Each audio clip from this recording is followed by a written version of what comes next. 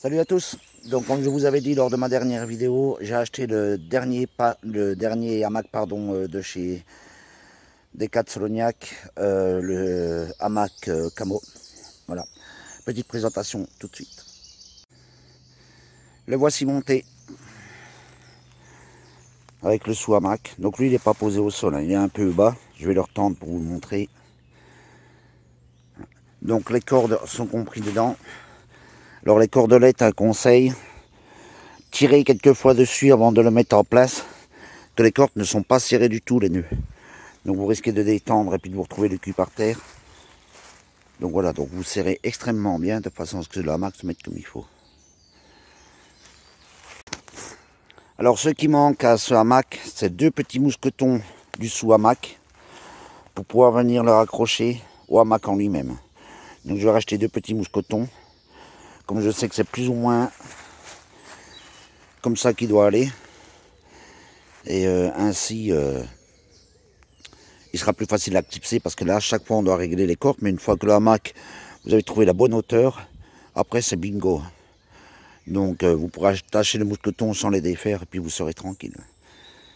Voilà, vraiment furtif. Alors, avec le tarp en plus camo, c'est le top du top. Donc ici, vous avez le tout petit hamac. Voilà. Hop, il se balance. Vous voyez, j'ai pris quelques petits matériels, pas grand chose. Donc ici, c'est bien indiqué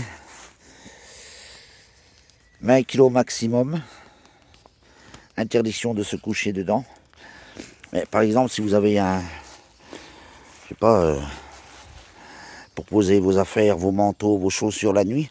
Donc ce qui est bien, c'est qu'une fois qu'on est couché dedans, regardez, hop, je vais vous montrer, on a accès directement au petit hamac. Donc ça, je vais attendre, je vais refaire un ou deux réglages à ce niveau-ci, le relever peut-être là ou là, de ce côté ici. Et puis je vous fais une vidéo de l'ensemble.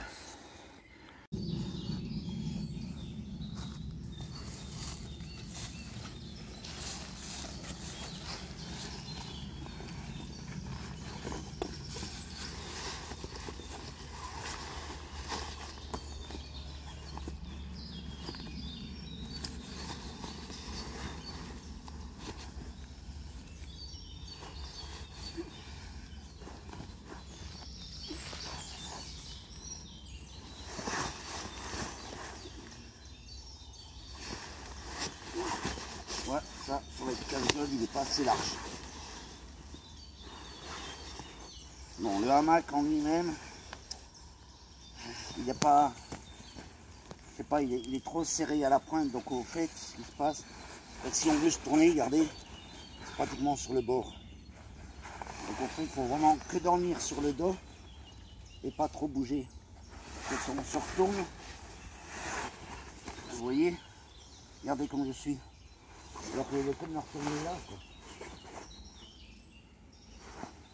Hein, un petit défaut de fabrication quand même. Hein. Je ne le trouve pas, voilà. Bon, il faudrait tester à la longue, mais je trouve que au niveau de la largeur, c'est pas le top. Voilà. Donc venez voir ici, au fait, on fait des poches. Donc en fait, les poches ne sont pas axées.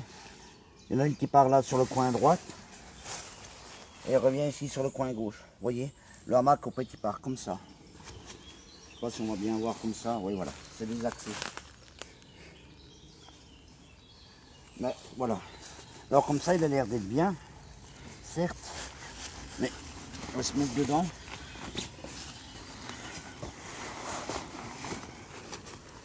Oh, ça va quand même. Ça va quand même, mais il ne faut pas trop bouger. Donc il faut se dire qu'il ne faut pas trop bouger. Vous voyez, les autres, ils reviennent carrément un peu plus haut. Ils sont un peu plus larges à ce niveau aussi. Voilà. Je vais essayer de me retourner comme je fais la nuit. On va voir ce que ça donne. Vous voyez, c'est... Hop, regardez. Voilà, là je suis à l'envers. Donc, ouais, non, ça va pas. Il y a un problème de conception. Voilà. Quand je suis en milieu. Ouais, bon ben c'est pas le top top, hein. Franchement, je pense pas que je vais le garder. Je crois que je vais le ramener. Que niveau dormir dedans, c'est pas le top. Alors certes, il est léger. Il y a des attaches ici dedans. Mais non, la conception, c'est pas ça. C'est pas ça du tout. Je préfère encore celui à bas de gamme à 20 € là, le vert. Et quitte même à moi faire des sangles à l'intérieur pour ne plus que le matelas bouge. Mais... ouais, c'est bien, il y a le sous-hamac. Donc comme je vous disais, le sous-hamac, quand on se met dedans, on n'arrive pas à se mettre dedans sans se casser la gueule. Vous voyez, c'est pas... L'avantage, c'est qu'on a le sous-hamac juste ici, là. On a accès à tout. Oui. Hop, on peut avoir accès aux chaussures. Ça, le sous-hamac, il est bien. Ça, franchement, il est bien. Et encore, on pourrait le tendre un peu.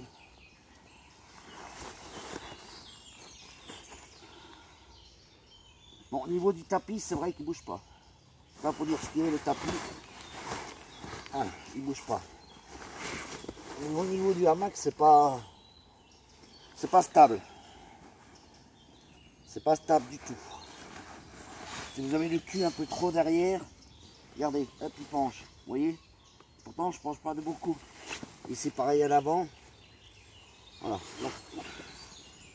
C'est pas... voilà. C'est vraiment un hamac pour se reposer. Voilà, faire une petite chaise comme ça pour pouvoir se reposer à la journée, mais dormir la nuit, je pense pas. Je vais quand même l'essayer. Je vais essayer une nuit complète et je vous dirai quoi. L'avantage c'est qu'on en a deux, mais très fin alors. La même couleur que le tarp Soloniac Camo, mais le tissu est extrêmement fin, donc il doit laisser passer le vent. Mais l'avantage en ayant le matelas, c'est que le vent dans le dos, on ne le sent pas, mais à mon avis sur les côtés, voilà, on doit bien le sentir. Bon ben ça a testé. Alors il y a une petite poche ici, extérieure, pour y mettre un téléphone, briquet, des clés de voiture ou autre. Niveau d'attache, ben, il est top. Vous voyez, hop, vite démonté. Les cordes, comme je disais, ben, c'est pas mon style. Faut bien les retenter à chaque fois. Je suis pas trop pour les cordes, je préfère les sangles. Voilà, ben, pour le reste, ici, vous voyez, on peut le retendre un petit peu. Carrément le mettre contre. Voilà, tous des réglages. Je vais l'essayer une nuit. Je vais aller l'essayer une nuit complète et je vous dirai quoi. Mais je trouve qu'il n'est pas assez... il est trop tendu en fait à ce niveau-ci. Il est trop serré. Donc je ne sais pas c'est dû à quoi, mais il est trop serré. Il n'y a pas assez de matière pour pouvoir remonter encore ici. Je sais pas. En tout cas, il y a des équilibres. Ça, c'est sûr et certain. Il y a des équilibres, je l'ai senti. Bon, je ferai une démo avec mon ancien hamac et puis avec le nouveau ici. Allez, je remballe. Donc voilà, là, il y a mon épouse qui est dedans. Je voulais juste voir la forme qu'il donnait. Donc elle a failli tomber aussi. Je trouve que le matelas qui part de là à droite et part en biais sur la gauche, une fois qu'on a tout le poids au-dessus à gauche, ben le matelas, il se retourne. Voilà, un test à faire et puis si ça va pas, ben, je le renverrai et puis je demanderai le remboursement parce que ça me convient pas, ça sert à rien de le garder. Voilà, donc en fait ce qui se passe, comme le hamac est comme ça dedans, serré un peu sur la droite, il part. Si vous mettez trop de poids sur la gauche, il part. Donc on tombe. Alors je ne sais pas comment ils ont étudié ça, je n'en ai aucune idée.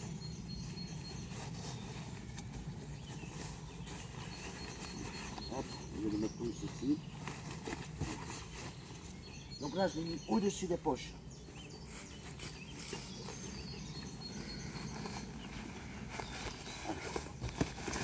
Là je l'ai mis au-dessus des poches, on est d'accord. Il n'y a pas de poche. Regardez, je monte dedans. Direct. Je peux même la retourner. Et voilà, et je pars plus. Pourtant je ne me tiens pas, regardez. Je mets à l'extérieur. Et voilà. Donc je ne comprends pas pourquoi ils ont décentré. Que je vais refaire le même geste maintenant devant vous. Je rentre dedans.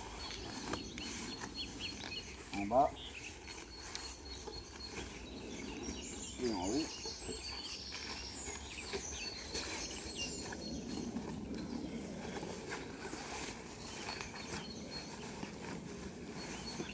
On est d'accord. On monte dedans.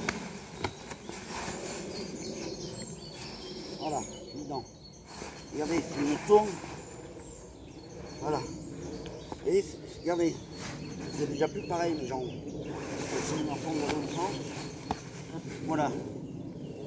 Il est décentré. Donc le hamac il est bon mais sans. De toute façon vous venez voir ici, on voit tout de suite là. Et à l'autre bout pareil. Vous voyez, il est totalement décentré. Donc c'est non.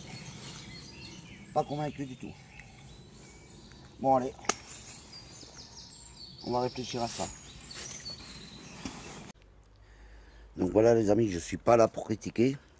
Mais donc je vais faire peser le hamac et tout, se disant qu'il est ultra léger et tout. Ça c'est ce que Soloniac préconise. Ils ont fait une pub là-dessus sur YouTube, je vous la montre. Maintenant, on ne pourra pas dire que c'est moi qui mens. Soit disant qu'il est ultra léger et tout. Regardez bien, il y a plusieurs trucs qui clochent. Déjà, il dit que quand on se couche, on écrase la mousse ou le matelas. Tout à fait logique. Et eux, parce qu'ils ont mis un système anti-glissant du matelas, on ne perd plus cette couche isolante. Il y a un souci quelque part là déjà. Et écoutez bien ce qu'ils disent, il est ultra léger. Regardez le poids que moi j'ai de mon premier hamac à 20 € et celui-ci à 40. Voilà, donc on va peser le hamac, celui à 20 €. Hop, on le pose, il est à 337 grammes. Maintenant, je reprends l'hamac, vous voyez les niveaux, il y a encore les étiquettes. Le hamac camo, alors là sans le sous-hamac et sans les cordes.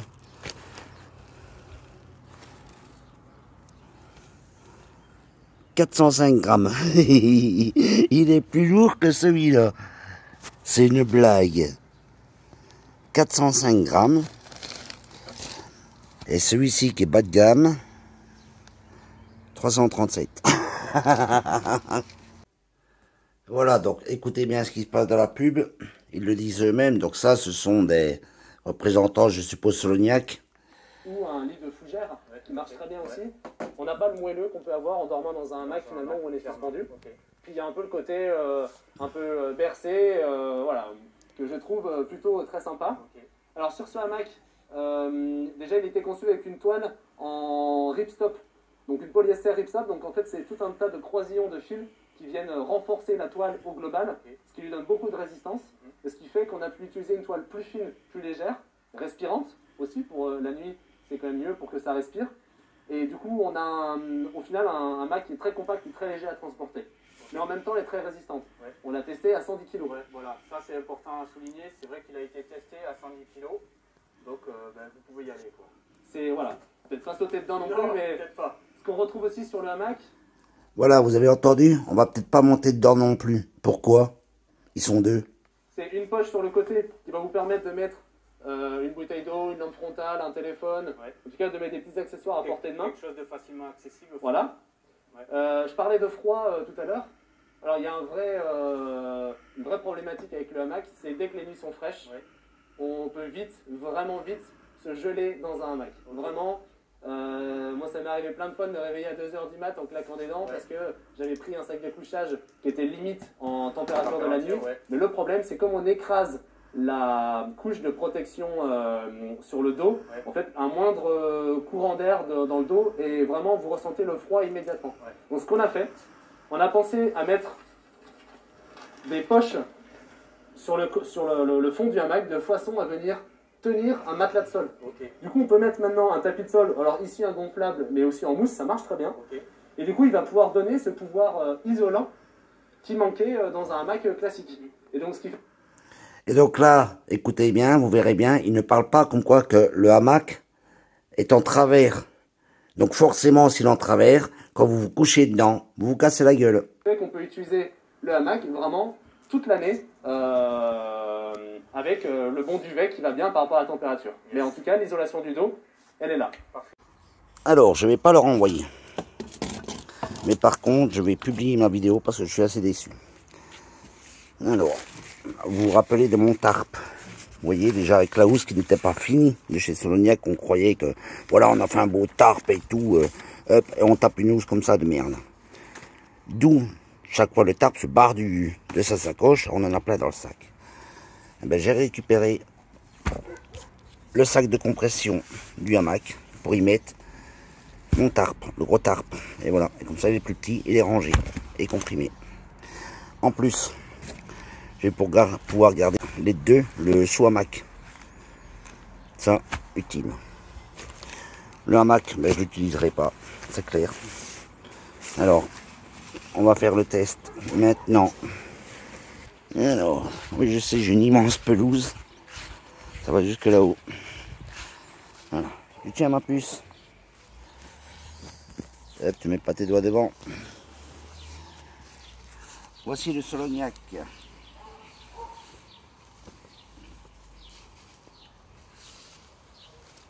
Avec sa poche intérieure. Voilà. On va l'écarter au maximum. On est d'accord? Voici celui à 10 €. Alors regardez déjà la grandeur. Il est déjà beaucoup plus grand. On est d'accord? Et au niveau largeur,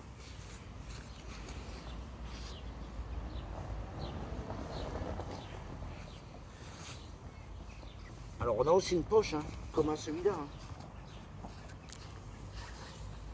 Voilà. Et au niveau largeur, on a 15, allez, 30 cm en plus au niveau largeur, facile. Facile, 30 cm en plus. Je vais essayer d'ouvrir encore un peu ici. Voilà. Alors, rapproche-toi un peu, ma chérie. Regardez, hein, où est-ce qu'il va. Et regardez le petit. Hop, voilà tout ce qu'on perd, en fait. Toute la superficie, là. Voilà. D'où on n'arrive pas à se retourner.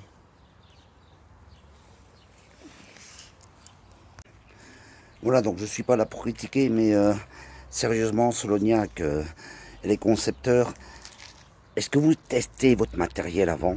Est-ce que vous le testez? C'est à se poser la question. Un truc comme ça, ça doit même pas être sur le marché. Même pas. Vous allez perdre des clients.